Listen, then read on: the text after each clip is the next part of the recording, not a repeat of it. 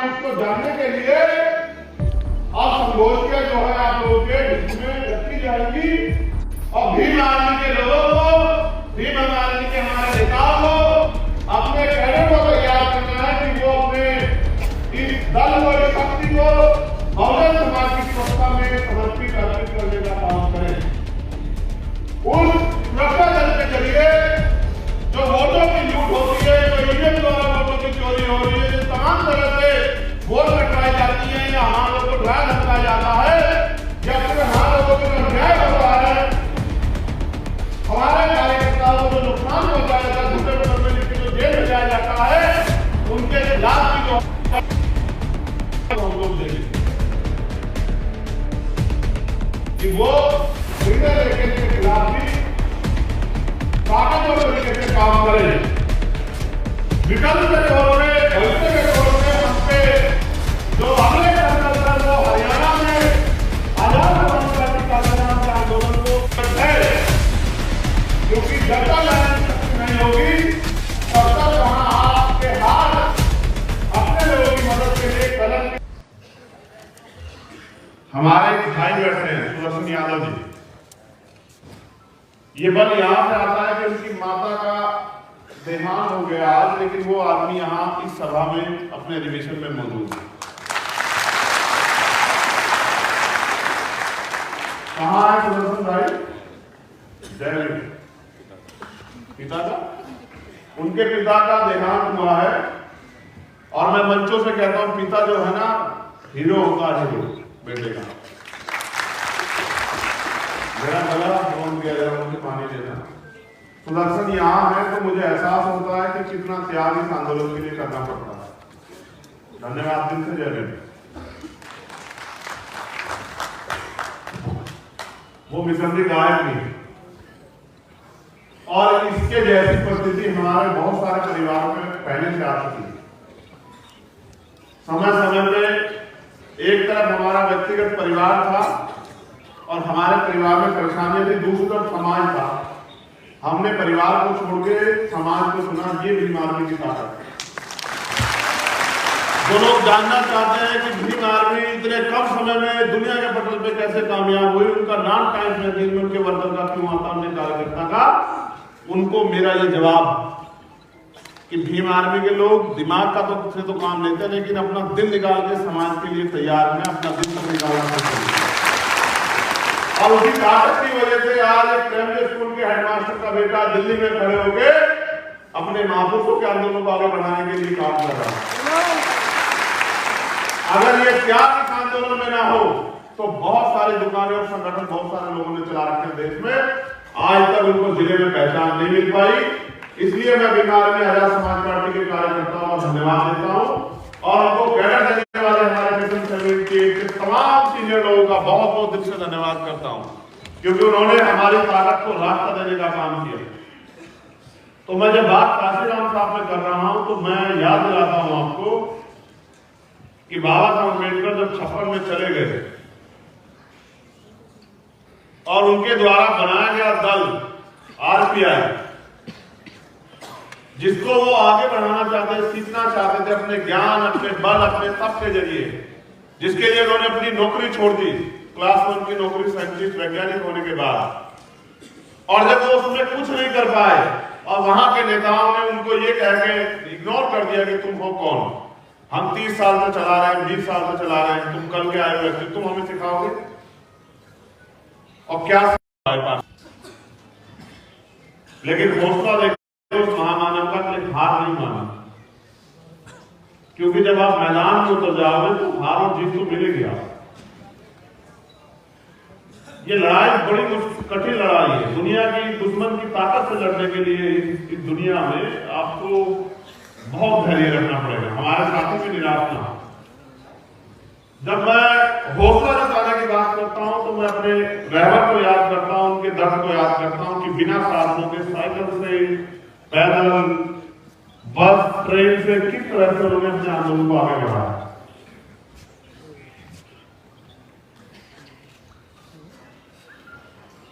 तो तब मेरे अंदर एक और बल तैयार हो जाता है कि रुकना नहीं, और तब तक नहीं रुकना है जब तक हम अपने महापुरुषों का सपना पूरा करें। आज तो आपने मुझे इतनी ताकत दी है कि आप मुझे हेलीकॉप्टर से आने का मौका भी देते हैं। आज तो आपने मुझे इतनी ताकत दी है कि वो आप मुझे प्लेन से भी बुलाते हैं। लेकिन सच ये है कि जब साहब ने आंदोलन शुरू किया तब उनके पास ये साधन नहीं है। तो उन्होंने कहा तमन्ना अगर सच्ची हो तो रास्ते हजार होते हैं और तमन्ना अगर झूठी हो तो बहाने हजार होते हैं।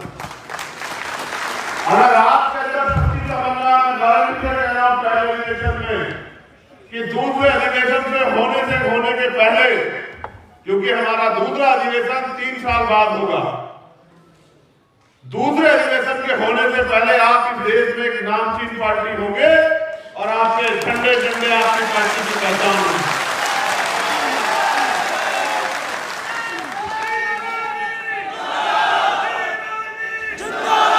बस जरूरत है जितना दम आप इस नारों के साथ लगाते हैं उतने दम से आप जमीन पे जाके काम भी करें।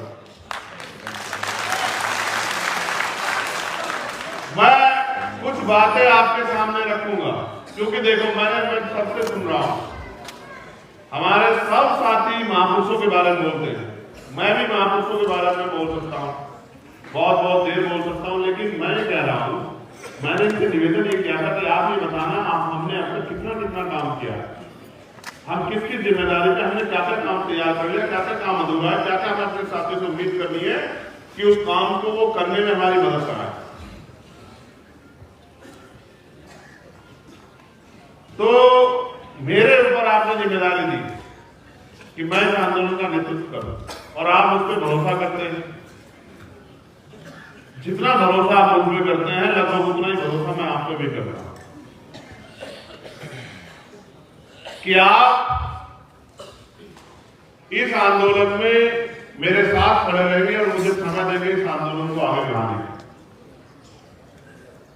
मैं अधिवेशन के विषय में कहूं तो हमने तय किया कोर कमेटी के लोगों में कि बहुत सीमित डेलीगेट लोगों को बुलाएंगे, जो हमारे डेलीगेट बने हुए हैं, जिले के अध्यक्ष, मंडल के अध्यक्ष, प्रदेश के अध्यक्ष, प्रदेश की कमेटी, उन्हीं लोगों को बुलाएंगे। क्योंकि जैसे आज हम लोग यहाँ 17 तारीख में हमारे रैली है छतरपुर में, मध्य प्रदेश में, तो वहां वो काम भी देखना है। उसके अलावा तमाम प्रदेशों में अलग अलग काम लगे हुए हैं।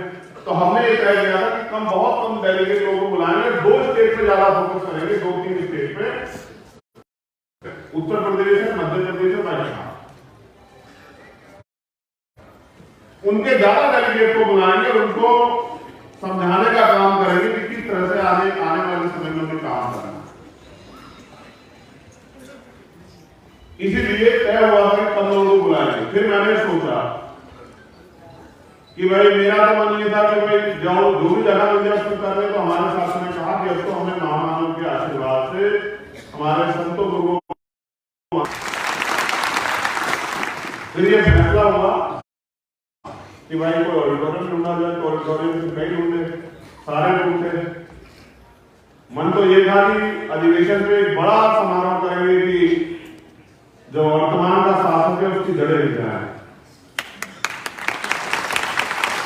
फिर ये तय हुआ कि अभी तो मिला ही मध्य प्रदेश में,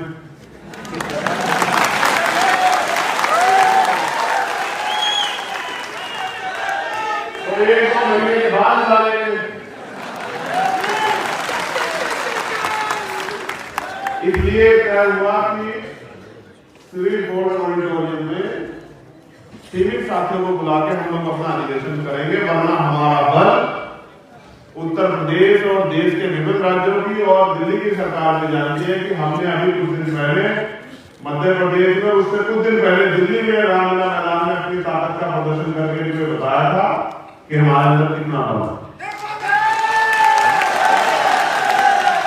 तो मैं मुद्दों पे आता हूँ। मेरे जब मैं यहाँ घूम के देख रहा हूँ बात करते हैं तो इतने प्यारे प्यारे चेहरे बैठे हुए हैं जो बहुत ईमानदार से काम कर रहे हैं जमीन पे। अगर मैं, अच्छा ये भी अच्छी बात है कि मैं बहुत सारे लोगों के नाम नहीं जानता, मैं यहाँ बैठे 90% लोगों को नाम से जानता हूँ, सबके नाम लेके बुला सकता हूँ, क्योंकि मैं आपके काम से नजर रखता हूँ। यही मेरा काम है। देखो अब आप नारेबाजी मत करना, जय जयकार मत करना, मेरी बात को गौर से सुनना, ठीक है?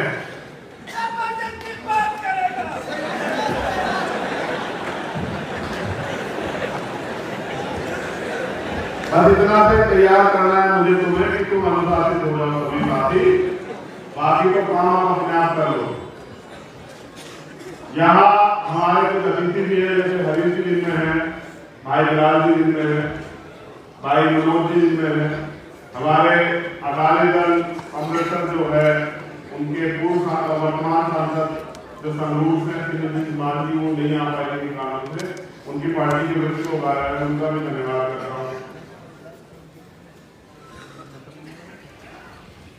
इस साल 6 प्रदेशों में इलेक्शन है 2023, मध्य प्रदेश, राजस्थान, छत्तीसगढ़, कर्नाटक, तेलंगाना और मिजोरम।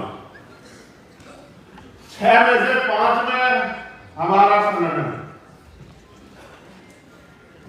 6 में से 5 में, और 5 में से 4 में हमारा मजदूर संगठन।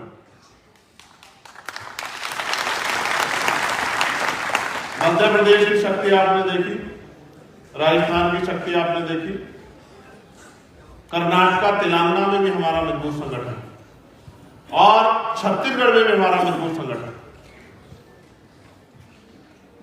अब हमारे पास सबसे पहला जो संकल्प होना चाहिए अधिवेशन पे, ताली बजाने से, नारे लगाने से आगे बढ़ के, वो ये होना चाहिए मेरे आपके सबके जहन में कि हम इन चुनाव में अपनी पार्टी को सफल कैसे बनाएं, हम इन चुनाव में अपनी पार्टी को अपने पैरों पे कैसे खड़ा करें, हम इन चुनाव में बैसाखियों का सहारा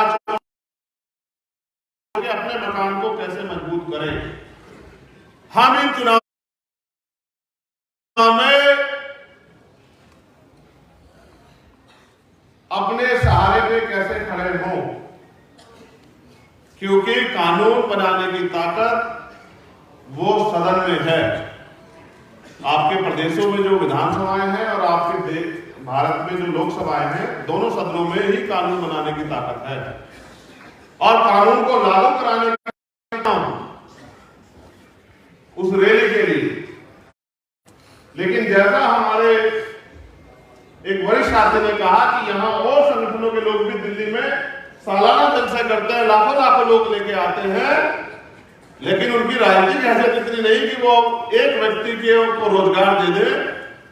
तो हमें ये बात सोचनी पड़ेगी कि बात सब बिल्कुल सही है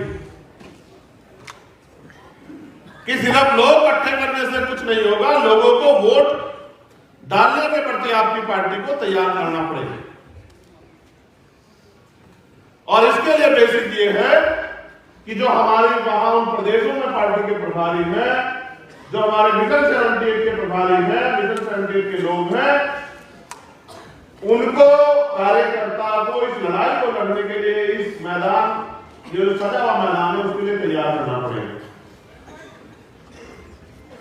दुश्मन का मुकाबला हमें अपने छोटे छोटे साधनों से करना पड़ेगा। उनकी मनी माफिया मीडिया का मुकाबला, उनके अखबार का, उनके टेलीविजन का, उनके विज्ञापन का, सत्ता में बैठ के जो प्रलोभन को देंगे, झूठे वादा करेंगे, उनका मुकाबला हमें अपने माउथ मीडिया से करना पड़ेगा। या फिर बहुजन मीडिया के साथियों का धन्यवाद कि वो हमारी आवाज को उठाते रहे।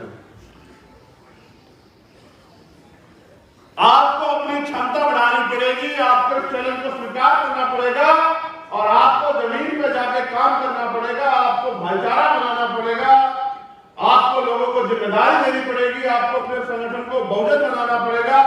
जैसे जब मैं यहाँ आया, हम एक ही समाज के, दलित समाज के लोग सबसे आगे बैठे हुए थे। मैं इस बात को बहुजन नहीं मानता, तभी मैंने माननीय देवी से कहा कि भाई ये सही नहीं है, हम बहुजन की बात करते हैं, हमारे संगठन हमारी पार्टी में हमने आइडियोलॉजी को पूर्ण आत्मसात किया, अपने संविधान में भी आत्मसात किया है, तो हमारा मंच भी बहुजन समाज का मंच होना चाहिए। अगर हमारी कथनी और करनी में फर्क होगा तो हम ज्यादा दिन इस आंदोलन को आगे नहीं बढ़ा पाएंगे, क्योंकि ये आंदोलन ही पूर्णतः सत्यता पर आधारित है, सच्चाई का आंदोलन, ईमानदारी का आंदोलन। इसलिए तत्काल मैंने इनसे कहा कि चलो, हमारे सभी साथी इतने तैयार नहीं है, उनको जानकारी भी नहीं थी, तो हमें अगर क्या तो हम सब लोग नीचे बैठेंगे या फिर जितने सीनियर साथी हैं हम प्रयास करेंगे ज्यादा से ज्यादा लोगों को अपने साथ दिखाने।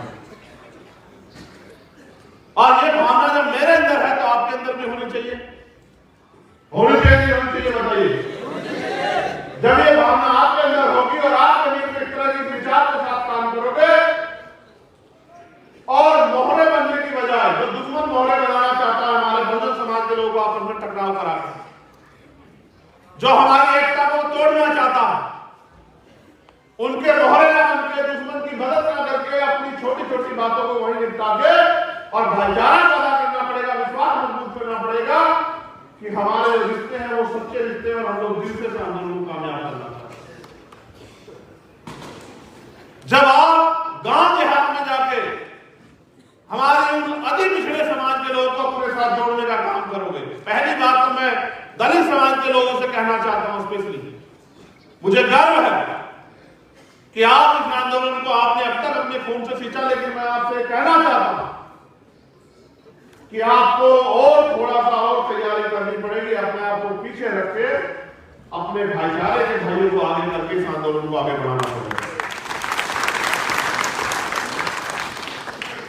क्योंकि दुश्मन बड़ा चालाक है। दुश्मन हमारे लोगों को वो विधायक भी बना रहा है, एमपी भी बना रहा है और उसके हाथ में पावर नहीं दे रहा है, उनको व्यक्तिगत तनख्वाह देने लायक बना के उनसे उनके समाज का चेहरा बना के उनकी वोट को लूटने का काम कर रहा है। इसलिए आपको हमको दुश्मन के आंदोलन को भी समझना पड़ेगा कि उसमें क्या तैयारी है। इसलिए गांव देहात में जाके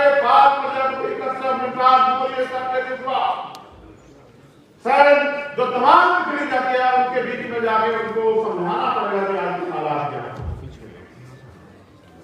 वो बार बार हमारी ताकत को, हमारे आंदोलन को प्रयोग करने के लिए हमारे ऊपर झूठे आरोप लगाएगा, हमें धर्म विरोधी, राष्ट्र विरोधी तमाम तरह की बातों से लोगों को गुमराह करने का काम करेगा। हम चाहते क्या है देश में, इस बात को पहुंचाने के लिए आपको उनके बीच में जाना पड़ेगा और आपको मुझे बताना पड़ेगा कि आप ये सोचो कि मैं अभी मध्य प्रदेश गया था, आजादी के 75 साल के बावजूद भी भाई किशन लाल बाली यादव के घर अगर कच्चा मकान है, उसके समाज के आस पड़ोस में कच्चा मकान है, तो आज भी इस देश में तमाम सरकारें नहीं, उन्होंने हमें इंसान भी नहीं समझा और उन्होंने ये भी नहीं समझा कि ये पक्के मकान में रहने रहा है। इसलिए हमें जमीनी तौर पर अपने आंदोलन को तैयार करना पड़ेगा और आपस में ना लड़के भाईचारा बना के बहुजन समाज के लोगों में एक दूसरे के सुख दुख की लड़ाई लड़नी पड़ेगी और ये समझना पड़ेगा हर घटना के पीछे दुश्मन की कोई ना कोई साजिश हो सकती है, तो जल्दबाजी ना करके घटना की तय में जाना पड़ेगा।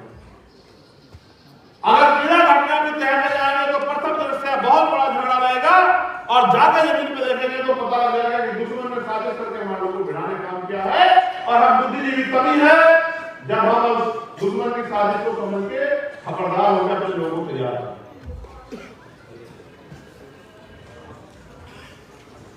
हमें यह भी तय करना होगा कि कहीं हम इस मैदान में सिर्फ हारने के लिए तो नहीं आए। मैंने तो ये तय किया व्यक्तिगत रूप से, आपका अग्रणी होने के नाते, नेतृत्वकर्ता होने के नाते, कि मैं तो अपने मन में रोज ये तय करता हूं कि हमें ताकतवर बनना है, ताकतवर बनना। क्या आप अपने मन में इस सवाल को कभी उठाते हैं कि हमें ताकतवर बनना है? कितने लोग उठाते हैं? हाथ उठा के बताना। एक बाबर को छोड़ के इसको सब लोग मानते हैं, बाकी सब लोग ये सवाल करते हैं कि हमें ताकतवर बनना है, क्योंकि बिना ताकतवर बने हम लोग इस देश में अपने स्वाभिमान, सम्मान और उससे भी बड़ा हम अपने वजूद को भी नहीं बचा पाए। आज क्या हालात है मुल्क में, मैं उस पर चर्चा करूंगा आपसे। हम उत्तर प्रदेश के लोगों से भी मैं स्पेशली कह रहा हूं, राजस्थान के लोगों से कह रहा हूं, मध्य प्रदेश के लोगों से कह रहा हूं, क्योंकि वहां राजनीतिक आंदोलन जमीन पे बड़ा ताकतवर हो रहा है। हम विपक्ष हैं। विपक्ष का काम है कि सरकार ने जो वादे करके वो सरकार में आई थी, उन वादों को विपक्ष होते हुए हमें उनसे पूरा करवाना है।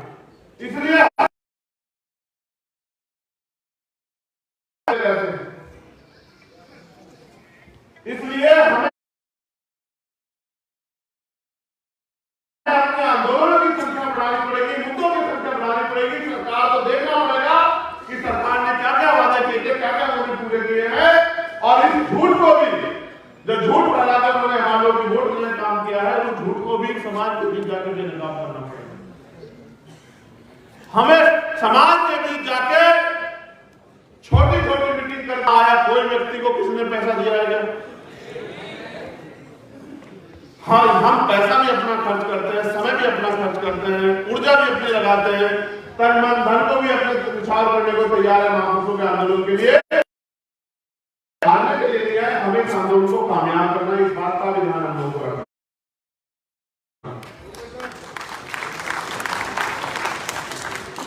मैंने उत्तर प्रदेश में एक प्रेस वार्ता करके 5 मुद्दों पर आपका ध्यान आकर्षित किया है। फिर मैंने एक सवाल जाके पूछा उत्तर प्रदेश के लोगों से कि भाई वो 5 मुद्दे आपको पता है? तो क्योंकि हमारी समस्या राष्ट्रव्यापी है, हमें आंदोलन को राष्ट्रव्यापी बनाना है, तो हर चीज पे मेरे द्वारा कही गई हर चीज पे आपकी नजर होनी चाहिए। और अगर आप ये सोचते हो कि भाई तो नहीं देख रहे, मैं इसके खिलाफ काम करूं, तो ये अच्छी बात नहीं है। भाई मैं अपनी बात को आप तक पहुंचाऊं, इसके लिए मेरे पास एक ही जरिया है, क्या तो मैं बहुजन मीडिया के लोग आपको सुना देते हैं, या फिर मंच से मैं अपनी बात को बोल देता हूं। टीवी वाले, अखबार वाले तो वही दिखाएंगे जो उनको दिखाना है, वो हमारे सारी बात को तो नहीं दिखा सकते, क्योंकि हम उनको जो उनको जरूरत है वो नहीं देते। इसलिए आपको ही समाज के बीच में जाके मेरे द्वारा, पार्टी के द्वारा, संगठन के द्वारा, हमारे लीडरशिप के द्वारा जो काम